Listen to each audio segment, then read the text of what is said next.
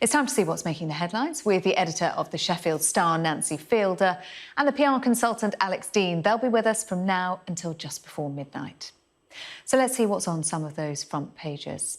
The Financial Times leads with US President Joe Biden's refusal to extend America's withdrawal deadline from Afghanistan beyond 1 week from now. That is despite pleas from fellow G7 leaders, including Boris Johnson. The Metro has the same story, their headline, Joe's no to Bojo. Likewise, the Telegraph, which shows Afghans boarding US military aircraft. The Guardian says British troops could leave Kabul within 24 to 36 hours. But the Express appears to contradict that, quoting the Prime Minister, saying that the airlift will continue until the last moment. That places even more pressure on troops to evacuate 4,000 more people before the 31st of August deadline, as the Times reports. And The Sun describes drummer Charlie Watts, who died today, as the rock behind the Stones. And we're joined tonight by Nancy Fielder and Alex Deane. Evening to you. And now, Joe Biden's statement in the White House coming after the first editions of the papers, but widely briefed, Nancy, that he is sticking to that deadline of August the 31st.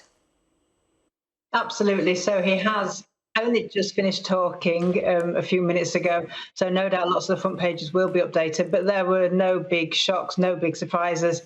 He's talked about the backup plans, but ultimately he has said that August 31st is the end. I mean, he did kind of hint that if it was a complete disaster, I think many of us would say it's already been a complete disaster, that it might change, but he looks to be sticking to his guns, and August the 31st it is, come what may, really. And Alex, as the President was speaking, an interesting phrase he used, that we're currently on pace to finish by August the 31st. I don't think anyone believes that this is ever going to be finished satisfactorily, do they? No, and we should be clear. The reason that this is not a surprise, it's disappointing, but it's not a surprise from the president, is that the Taliban now controls the country. And they've set the timetable. This is their deadline, their red line, and he's complying with it. And therefore, it looks like the rest of the international community is likely to as well. And someone may say that's just realpolitik, but it is desperately sad for the people of Afghanistan and for the world that this repressive regime can exercise that power over these people.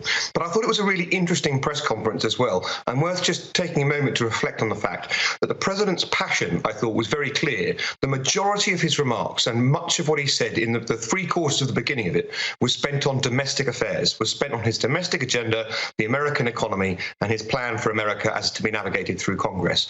All well and good, but I think it really shows where his focus lies, and I think it shows very much where the administration wants to spend its time. In some ways, they think Afghanistan's already behind them. And finally, of course, he took, once again, no questions from the world's press. If that was a president on the right of the political centre, I think people would be going mad. Because it's Joe Biden, people seem to be willing to put up with it. But there's got to come a time at which the media says, why aren't you taking questions from people? Why aren't you willing to interact? So I think that was a very interesting conference, but for a lot of the wrong reasons. Yeah, I mean, a focus on the domestic agenda. Meanwhile, only 1 in 4 Americans think he is doing the right thing and handling his withdrawal from Afghanistan in the correct manner. Let's have a look at the Telegraph, Nancy. Same headline there, Biden refuses to extend the deadline. The photograph there of those who are managing to get out of Afghanistan before that deadline. Meanwhile, as we've seen in Stuart Ramsey's report tonight, others are waiting with fading hopes in a sewage ditch.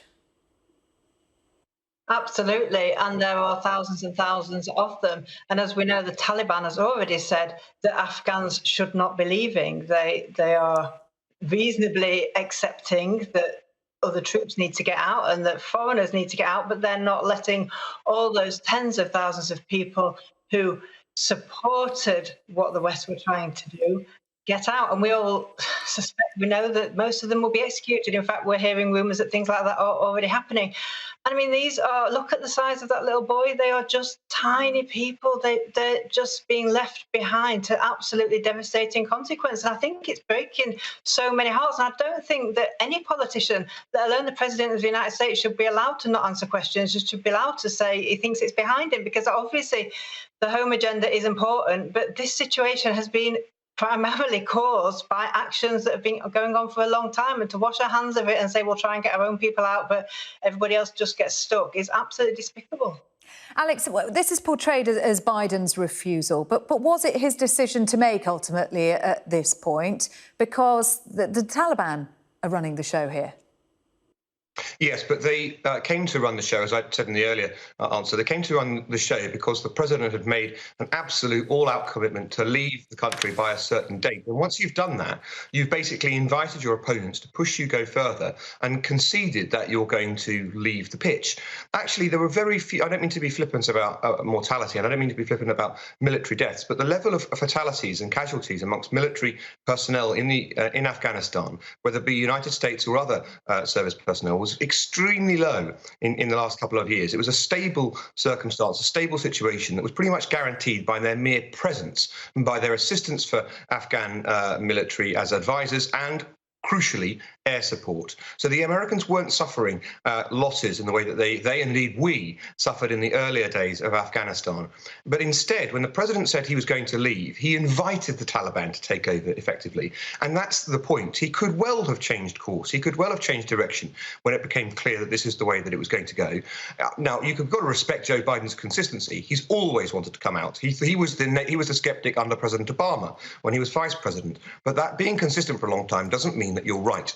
And I'm afraid in these circumstances, a great deal of responsibility does rest on the president. And it was very clearly his call. The buck stops here. A lot of responsibility rests on him for what is now happening. And a lot of it is terrible. Alex, looking at the Metro, though, what about the Prime Minister, Boris Johnson? Is this a failure by him to persuade President Biden to extend that withdrawal? Well, I respect his attempts to do so, but yes, plainly it hasn't worked. I mean, one's got to applaud whatever else you think of our Prime Minister. You're desperately trying to get the American president to do what you or I might think is the right thing. And it's honourable failure, isn't it? Even if you fail, at least he tried. And I must say about our Prime Minister that on this, I think his hands are slightly tied, because it's become very clear that our activity in that environment and in that arena is, at least as far as our experts tell us, very dependent upon the Americans and the lead that the Americans take. We're going to have to think a great deal about what that means for our activity going forward in regional wars and conflicts and peacekeeping missions like this going forward. But of course, we had mounted a very significant withdrawal from Afghanistan anyway. So for us, it was natural that we're going to be dependent upon the Americans until we wound up putting troops back in, which people are now trying to do to hang on to airports and so forth. It was natural that was going to happen because the Americans were taking the lead. Now we've got to ask ourselves, do the Americans lead anymore? Nancy, let's just have a quick look at The Guardian. Let me bring you in on that.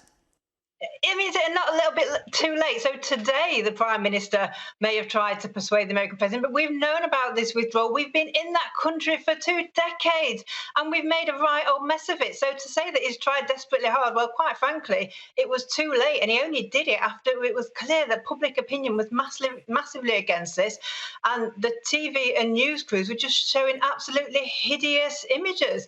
So I think it's far too little too late, and I haven't got much respect for either what we've done or what the US has done, to be honest. Why were we not acting? Why did we not make better decisions than this 2 months ago? Nancy, the difference that I would point to is that when the facts changed, our Prime Minister changed his mind. He wanted at least a few more days. And when the facts changed, the American president didn't change his. Okay. That's the difference.